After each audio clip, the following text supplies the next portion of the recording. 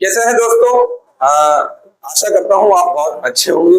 आज हम बेटा बात करने वाले हैं हिंदी के प्रथम अध्याय यानी कि वर्णमाला के बारे में। शुरुआत किसी भी चीज की जीरो से होती है। विद्यार्थी क्लासेस का लक्ष्य है नींव से निर्माण तक।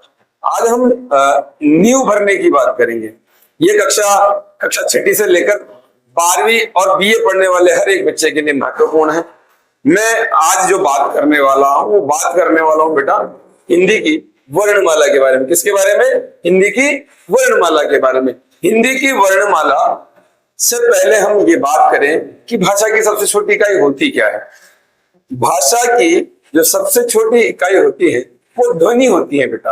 अब आप कहेंगे कि हमें तो ये पढ़ाया गया है कि भाषा की सबसे छोटी इकाई वर्ण होती है या अक्षर होती है, तो वो भी सही है, लेकिन वो सही कब है? लेकिन क्यों हम कह रहे हैं कि भाषा की सबसे छोटी इकाई ध्वनि है? मैं आपको एक उदाहरण देकर इस चीज को थोड़ा सा स्पष्ट कर देना चाहता हूं। जब भी कोई बच्चा रोने लगता है, जब भी कोई बच्चा पहली बार बोलना सीखता है, मम्मा पापा चाचा, खाना पीना पानी, ये सब चीजें जब भी वो बोलता है तो वो लिखित रूप में किसी भी चीज को बताता नहीं है, वो बताता है मौखिक रूप से। यानी कि पहले आती है ध्वनियां।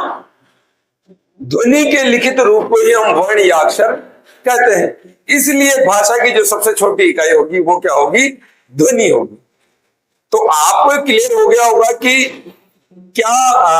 क्यों हम भाषा की सबसे छोटी इकाई ध्वनि को कह रहे हैं। किसी भी ध्वनि को लिखित रूप को हम क्या कहते हैं? वर्ण या अक्षर कहते हैं।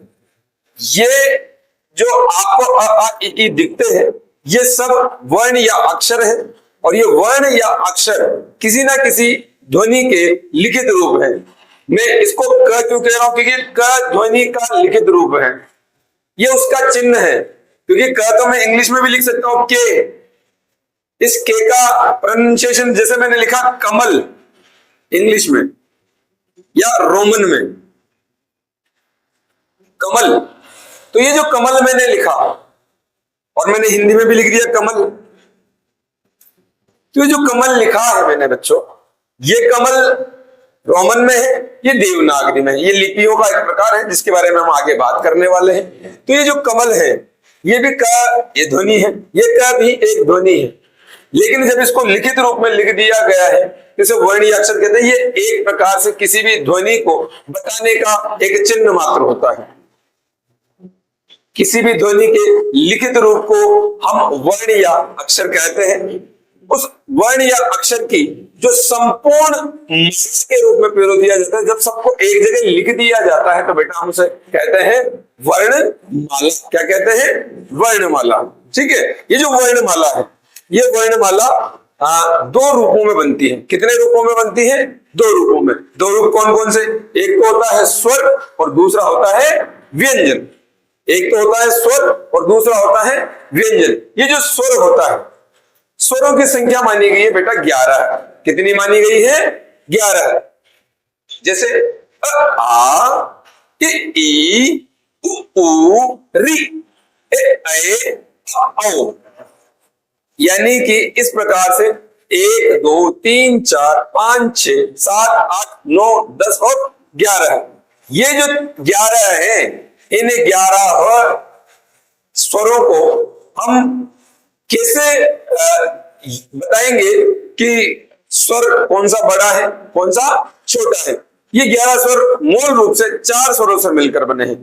कुल हमारे हिंदी साहित्य में या हिंदी व्याकरण में जिन स्वरों की हम बात करते हैं उन मूल स्वरों की संख्या होती है बेटा 4।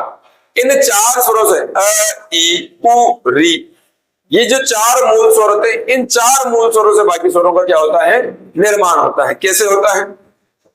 अ और आ मिलके आ बनता है, अ मिलके आ बनता है, ई मिलके ई बनता है, उ मिलके उ बनता है, अ और ई मिलके ए बनता है, अ और ई मिलके ए बनता है, अ उ मिलके ओ बनता है, और अ और उ मिलके औ बनता है। तो इस प्रकार से हमारे 1 2 3 4 5 6 7 8 9 10 और 11 स्वरों का निर्माण होता है। तो ये जो 11 स्वर है, इनका उच्चारण, इनको भी 2 भागों में डिवाइड कर सकते हो आप, 2 भागों में बांट सकते हो, ह्रस्व स्वर और दीर्घ स्वर। किस किस में? ह्रस्व स्वर और दीर्घ स्वर। ह्रस्व स्वर किन्हें कहा जाएगा? जिन्हें बोलने में बहुत कम समय लगता है, प्राणों की वायु कम खर्च होती है, उन्हें ह्रस्व स्वर कहा जाता है, छोटे रूप में जिन्हें विभक्त कर दिया गया है। दीर्घ स्वर, जिन्हें ह्रस्व स्वर की तुलना में बोलने में 2 गुना समय लगता है, उन्हें कहा जाता है दीर्घ स्वर। अब हम इन्हें बांट देते हैं कि ह्रस्व कौन सा है और दीर्घ कौन सा है। तो ये जो हमने ऊपर बात की है, जो मूल स्वर है, ये तो है ह्रस्व स्वर, और इनके अलावा आ, ई, उ, ए और ओ, ये सब दीर्घ स्वर है। आया कि नहीं आया समझ में? मेरे हिसाब से आप लोग इस चीज को बहुत अच्छे से समझ गए होंगे कि ह्रस्व स्वर कौन सा होता है, दीर्घ स्वर कौन सा होता है, मूल स्वर क्या होते हैं, मूल स्वरों से कैसे निर्माण होता है बाकी स्वरों का। तो ये बात हुई बेटा स्वरों की।